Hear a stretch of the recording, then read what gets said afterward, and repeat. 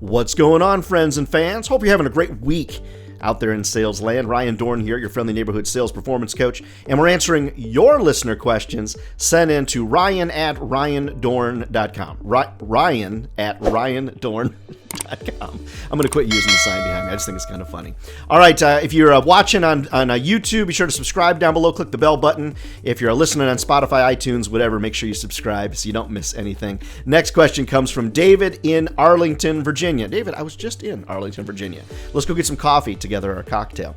All right, David's question: is there a way to determine when you have sales issues, where these sales issues lie in the total sales process?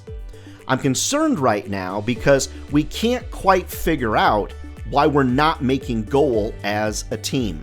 Your advice is appreciated. So David, this is a great question, and it's going to be tough for me in a couple of minutes just to answer it, but I'm going to do my best. But I'd like to offer you something, David from Virginia, and you know who you are. Reach out to me. I'd like to offer you 30 minutes of my time absolutely free, because I feel like this is a detailed enough question that you've got something that we need to talk about. So my gift from me to you, David, reach out to me via email and we'll get you on the calendar. Okay, so here's the pieces of most sales apparatus. What do you say? Apparatus? I don't know. Here's the pieces of the sales puzzle, okay? So for me, the first is whatever your product is. So if you're having sales problems, do you have a good product? If the answer is yes, okay, you can move on to the next piece of the puzzle. The second piece, if you've got a good product, you need to be asking yourself, okay, so do we have the right people? Are the right sales people in place? And we can use assessments. I wouldn't probably use a DISC assessment to determine if you have the right people in place. I think I would use something like the Harrison assessment. Happy to help you with that also, David, to determine, hey, do we have the right people with the right joy characteristics? Do we have the right people on the bus? Okay, so you got a good product. Okay, check. Do you have the right people? I think we can figure that out. Okay, then the third thing is going to be, as it relates to it, your process. I mean, what does your sales process look like? Do you manage sales in your CRM? Are you doing prospecting in progress and selling and retaining these people correctly? So you got to be asking yourself, hey, you know, is there a process problem? And then the fourth thing that you want to think about is the pricing piece. So is your price right? Is the boss giving you a price that makes no sense in the market? Maybe are you too cheap? In some circumstances, I see some of my coaching clients, especially sort of some in manufacturing, aviation, engineering, that sometimes they're too cheap, and it makes somebody go, wait a minute, if I can get them to do it for $50, that doesn't seem to make a lot of sense. So those are the P's, if you will. So the first is going to be product. Okay, do you have a good product? Okay, yes. People, do you have the right people? Yes. What does your process look like? Your sales process? Are you monitoring in a CRM? Are you hosting meetings effectively? You know, that kind of piece of the puzzle. So product, you get your people, you got your process, and then you really got to focus on that. For, you know, what's the price look like? I mean, does it make sense?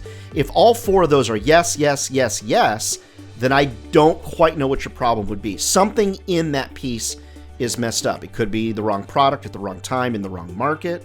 It could be the wrong people that are on the bus that you think are great, or they are or they aren't, so we can figure that out. The process, I mean, what's your process look like? Is there a process, or is everybody doing their, kind of their own thing? And then, kind of in the end, you just got to really ask yourself, okay, what's the pricing piece like?